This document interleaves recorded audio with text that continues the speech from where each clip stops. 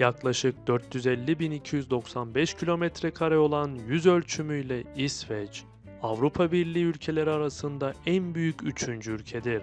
Ülkenin toplam nüfusu 10,4 milyondur ve kilometre kare başına 25 kişiyle nüfus yoğunluğu düşüktür. Ancak nüfus yoğunluğu güneye doğru gidildikçe ivmeli şekilde artar.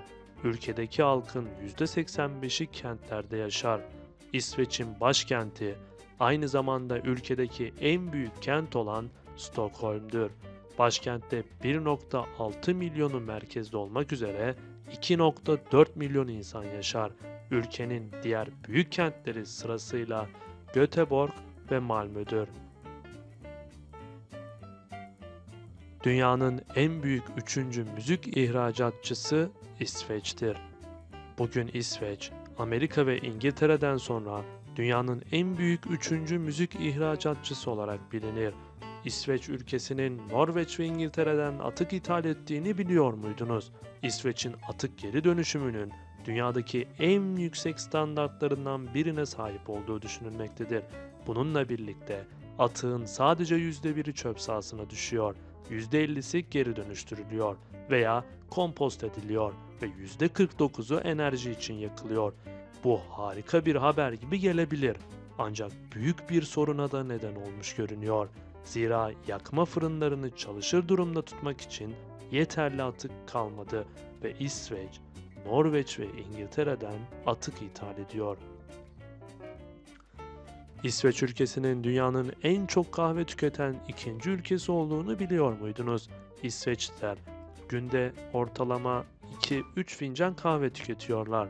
İsveç'te sosyalleşmenin en yaygın yolu ise fika adını verdikleri kahve ve kek eşliğinde buluşturan bir kahve molası kültürüdür.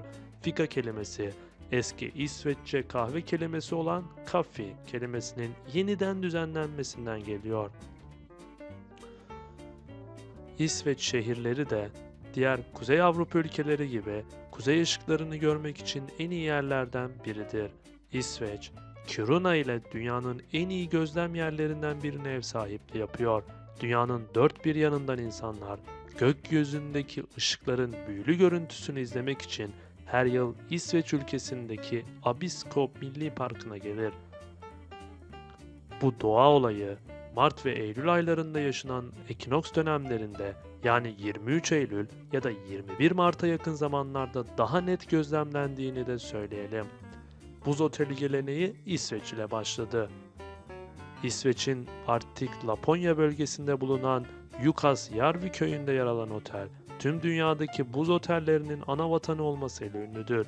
İlk olarak 1989 yılında kurulduğundan bu yana buz otelin görünümü ve tasarımı sürekli değişiyor. İsveç çevre koruma yasasını geçiren dünyadaki ilk ülkelerden biridir.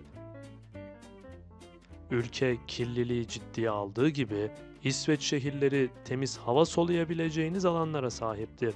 Bu da İsveç'te yaşamak isterseniz enerji seviyenizi zenginleştirecek kadar temiz hava alacağınız anlamına geliyor. İsveç başkenti Stockholm, 2010 yılında Avrupa'nın yeşil başkenti ilan edilen ilk şehir oldu ve bu unvanını hala koruyor. Şehir ayrıca biyoçeşitliliği artırıp toplu taşıma ve atık bertarafında bir değişiklik getirerek 2050 yılına kadar fosil yakıtsız hale gelmeyi hedefliyor.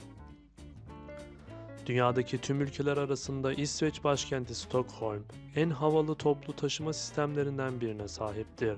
Stockholm metro istasyonuna girdiğinizde sizi 110 kilometre uzunluğunda dünyanın en uzun sanat sergisi bekliyor olacaktır. Şehirdeki 100 istasyonun yaklaşık 90'ı farklı temalar ve çeşitli biçimlerde 150'den fazla sanatçı tarafından dekore edildi. Buna mozaikler, resimler, heykeller ve daha fazlası dahildir. Dünyanın en çok adasına sahip ülke tam olarak 267.570 adayla İsveç'tir. Birçoğumuzun aklına dünyanın en çok adaya sahip ülkesi denildiğinde Filipinler, Endonezya, Tayvan gibi Asya ülkeleri gelir. Ancak İsveç yaklaşık 24.000'i yemyeşil ormanlar ve bitki örtüsüyle kaplı yaşayabileceğiniz binlerce adaya ev sahipliği yapar. Aynı zamanda İsveç'in 2/3'ü ormanlarla kaplıdır ve her yıl 340 milyon ağaç dikilmektedir. İsveç hakkında kısa bilgi de geçelim. Ülkede 100 bin göl vardır ve İsveç ormanlarında yaklaşık 400 bin geyik yaşar. İsveç'te bireysel çamaşır makinelerinin kullanımı diğer bazı ülkelerde kıyasla daha az yaygındır. Bunun yerine ortak çamaşırhane tesisleri konut binalarında sıkça kullanılır ve birden fazla hanenin merkezi bir çamaşır yıkama alanını paylaşmasına ve kullanmasına olanak tanır. Bu uygulama İsveç'in ortak yaşam ve verimli kaynak kullanımına verdiği önemli uyumludur ve sürdürülebilir ve paylaşılan ev içi olanakların bir örneğini sunar.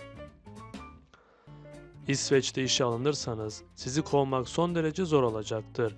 İsveç'te işçi sendikalarının gücü, çalışanların haklarının korunmasında önemli bir rol oynamaktadır. İşe alındıktan sonra İsveçli işçiler genellikle güçlü iş güvenliği önlemlerinden yararlanır ve bu da işverenlerin geçerli nedenler olmadan istihdamı feshetmesini nispeten zorlaştırır.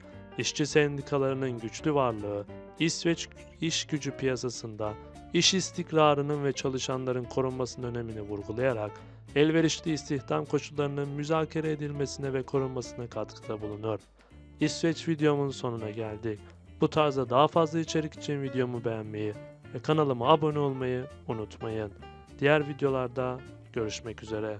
Hoşça kalın.